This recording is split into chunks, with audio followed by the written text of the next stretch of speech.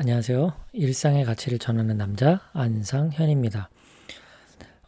애니어그램의 그 알아차림과 관련해서 오늘은 오유형 성장을 방해하는 그 패턴 그리고 성장을 훈련하는 방법 애니어그램 딥 리빙이라는 록산느 박사님의 책을 기반으로 해서 오늘은 관찰자 O 유형에 대해서 정리를 해보도록 하겠습니다. 한 줄로 요약을 하자면 자신의 몸과 다시 연결되는 것입니다. 이 몸과 연결된다라는 이 어떤 주안점은 4번, 5번, 9번과는 매우 밀접하게 관련이 있습니다. 지난 시간 4번도 자신의 몸과 연결되는 것에 대해서 강조를 많이 드렸는데요. 이 5번도 마찬가지입니다. 자신의 몸과 연결되어지는 것. 이렇게 함으로 인해서 몸과 연결된다라는 것은 다른 말로 하면 이 몸이 뭡니까? 이게 살아있는 거죠. 살아있는, 그러니까 오감을 이 몸으로 느끼는, 체험하고 직접 행동하고 거기서 어떤 무언가를 느끼고 그렇기 때문에 굉장히 현실적인 거예요. 몸의 감각을 깨운다라는 건 다른 말로 굉장히 현실적인 사람이 되는 것 이렇게 봐도 무방할 겁니다. 그러니까 4번, 5번, 9번 입장에서 현실과 연결된다라는 것을 다른 말로 하면 자신의 몸을 다시 연결시켜서 더 활동적으로 그리고 더 느낌을 살아있게 몸의 감각을 더 활성화시키는 그런 것들이라고 보시면 될 것 같아요. 5번 유형 성장을 방해하는 첫 번째 패턴은 내면 세계의 아이디어에 초점을 맞추는 4번도 공상하는 걸 좋아합니다. 5번도 공상하는 것을 매우 좋아합니다. 상상의 나래를 펴니다. 어떤 생각에 이제 갇히게 되면 어떤 아이디어라고 표현을 해도 좋고요. 상상, 공상이라고 표현을 해도 좋습니다. 자기 내면에 들어와서 그 생각 안에서 이렇게 한마디로 즐기고 있는 거죠. 이렇게 내면에 갇혀 있을 때 이 패턴이 성장을 방해하는 패턴 중에 하나입니다. 왜 성장을 방해하느냐? 우리 인간은 머리 어떤 사고센터, 가슴, 감정센터, 그리고 장애, 본능센터가 조화롭게 연결되어야 되는데 이 내면 세계에 갇히게 되면 이 사고 기능이 나머지 감정 기능과 본능 기능을 왜곡시키기 때문이에요. 그래서 성장에 방해가 되는 겁니다. 두 번째 방해 패턴은요. 계속 준비하는 거죠. 6번도 어느 면에서는 무언가 계속 준비하고 있는 거잖아요. 더 구체적으로는 대비하는 거죠. 7번 입장에서는 어떤가요? 계획 세우는 거죠. 그러니까 5번, 6번, 7번이 공통적으로 사고 중심으로서 나타나는 그런 특징이라고 볼 수가 있는데요. 그런 어떤 생각과 상상과 어떤 또 망상과 이런 사고에 갇혀서 그 집착하는 그런 어떤 성장을 방해하는 패턴들은 7번은 계획을 하고 6번은 대비를 하고 5번은 준비를 한다. 이렇게 표현할 수도 있어요. 세 번째 방해 패턴은 최소화시키는 것이 최선이라고 생각하는 거죠. 5번 유형 입장에서 현실적이지 못한 그런 대표적인 면 중에 하나는 어떤 의식주에 민감하지 않은 겁니다. 정말 최소한의 옷, 최소한의 먹을 것, 어떤 최소한의 집, 이런 것들을 추구하는 이런 것들이 그 스스로 가진 자원이 부족하다라고 하는 두려움으로부터 비롯된 것이기 때문에 이제 쟁여두려고 하는 탐욕이라는 격정이 나타나기도 하면서 또한 그 뭔가 어떤 욕심을 내가 부리면 괴롭기 때문에 그 욕심을 부리지 않게 하기 위한 방법으로서 최소한의 것만 취하려고 하려는 이런 경향들도 나타나는 거죠. 그렇게 되면 이제 독립적이지만 개인주의적인 면이 이제 나타나고 다른 사람들과의 관계에 있어서도 등한시하는 그런 경향이 나타나는 거죠. 다른 사람들과 관계 맺는 것보단 나 혼자 잘 추스리는 것에 집중하는 것도 이 최소화가 최선이라는 패턴의 한 특징입니다. 마지막 네 번째 성장 방해하는 패턴은 전문가 역할을 맡고 싶어하는 패턴입니다. 이것이 뭐 또 어떻게 또 성장을 방해하냐라고 볼 수도 있는데요. 우리가 뭐 꼭 전문가여야만 참여하는 건 아니잖아요. 다 같이 회의를 하는데 자유롭게 의견을 낼 수 있는 거 아닙니까?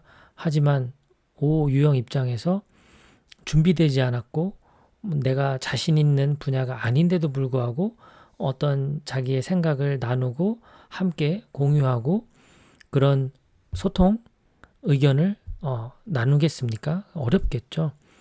예, 결국은 이제 관찰자 입장을 고수하면서 전체를 이렇게 관조하고 자신은 살짝 빠져있는 역할을 수행하게 되겠죠.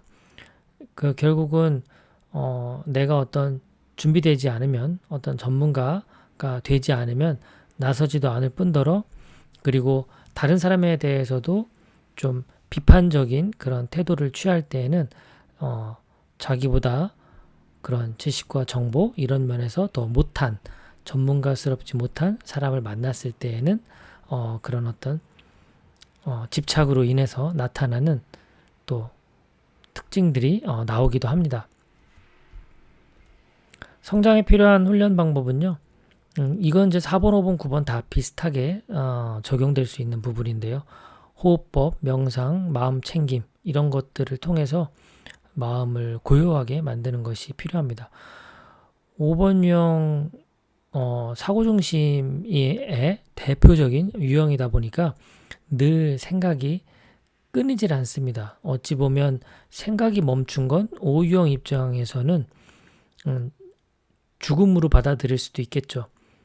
내가 살아있다라는 증거는 어찌 보면 그런 생각이 계속해서 작동하는 것이라고 볼 수가 있고 그리고 무언가를 늘 공부하고 배우고 이해하고 분석하고 어떤 이런 이성적인 사고 센터를 써야만 자신이 살아있다라는 것을 느끼기 때문에 그런 시간들이 나에게 오늘 하루라도 주어지지 않는다면 다른 말로 한다면 뭔가 하나라도 배우지 않는다면 오늘 하루를 의미 있게 산 것이 아니다라고 생각하기 때문에 이 머리가 쉬지를 못해요. 그러니까 결국 O 유형에게 필요한 건 머리를 좀 쉬게 하는 이런 호흡법, 명상, 마음 챙김. 특히 마음 챙김은 이 몸의 느낌을 중요시하죠. 나머지 호흡, 명상도 마찬가지지만요. 몸의 감각을 깨우는 것이 중요한데 결국 몸을 발견하는 것이죠. 움직임을 통해 몸을 깨우는 것. 4번, 5번, 9번은 좀 귀찮아할 거예요. 몸을 쓰는 것 자체를. 그 귀찮음의 정도가 심할수록 내가 지금 어떤 내면에 내 사고에 나의 본능에 거꾸로 하는 행위를 하고 있는 거죠. 생각에 갇혀서 행동하지 못하는 겁니다. 본능을 오히려 더 죽이는 거죠. 그래서 움직임을 통해서 몸을 지속적으로 깨우는 것이 5번에게도 매우 중요한 훈련 방법입니다. 세 번째는요. 당신이 세상과 분리되어 있다는 믿음을 수긍하려고 할 거예요. 그럴 때마다 정말로 가장 잘하는 관찰자로서 정말 공정한 목격자로서 이것을 판단 없이 관찰하는 이런 것들이 필요합니다. 진정 분리되어 있다는 것인가? 그 믿음을 깰 수 있도록 어찌 보면 불편한 진실이 될 수도 있는 이 부분에 대해서 판단 없이 관찰하는 그런 훈련이 필요합니다. 네 번째는 당신의 삶에서 무엇을 간과했는지 살피는 겁니다. O유형이 좀 현실적이지 못해요. 현실적이지 못하고 자신의 사고에 갇혀서 좀 유토피아를 꿈꿀 수도 있고 이상적인 삶을 꿈꿀 수도 있는데 그럴 때 내가 과연 무엇을 희생하고 이것을 얻고자 하는 건지 간과하고 있는 것이 무엇인지를 살필 필요가 있습니다. 이렇게 살피다 보면 결국 주변을 또 살피고 나도 살피게 되고 상대방도 살피게 되고 그러면서 현실적인 감각 이런 것들이 더 살아나지 않을까 싶습니다. 다섯 번째, 정신적 지식을 갖는 것보다 당신의 내면을 알아가는 경험 이런 것들을 즐기는 것이 좋을 것 같습니다. 지식을 추구한다는 것 매우 중요한 거죠. 하지만 그 지식을 통해서 실제 우리의 삶과 연결된 지혜를 터득하는 것이 오유영에게는 더욱 중요합니다. 지식 플러스 실천. 결국 이 지식을 통해서 내가 얻고자 하는 것이 진실된 자신의 내면을 보는 것, 특히 몸의 감각을 깨워서 감정을 깨우는 것, 감정센터를 발달시키는 것이 정말 무엇보다도 중요한 지점이라고 볼 수가 있습니다. 그렇게 함으로 인해서 나에 대해서도 이해할 수 있고 나의 심리, 마음을 이해할 수 있고 또 상대를 공감하고 진정으로 소통할 수 있는 힘이 여기서 또 비롯되는 거죠. 자, 한 줄 정리 다시 한번 마무리하기 위해서 말씀을 드리면 오유형에게 있어서 상담과 코칭에 있어서 핵심 주안점 한 가지를 꼽아라 라고 한다면 자신의 몸과 어떻게 다시 연결되어지게 할 것인가, 몸의 감각을 깨워서 활동성을 증가시켜서 본능을 깨우고 감정도 더 깨우고 그러므로 인해서 사고에 갇혀있는 이 에너지들을 감정과 본능으로 이렇게 연결되어 소통할 수 있도록 함으로 인해서 균형점을 찾도록 도와주는 것이 상담과 핵심의 주안점이다. 이렇게 정리를 할 수 있을 것 같습니다. 오늘도 끝까지 시청해 주셔서 고맙습니다. 남은 하루도 평온한 시간 되시길 기원합니다. 감사합니다.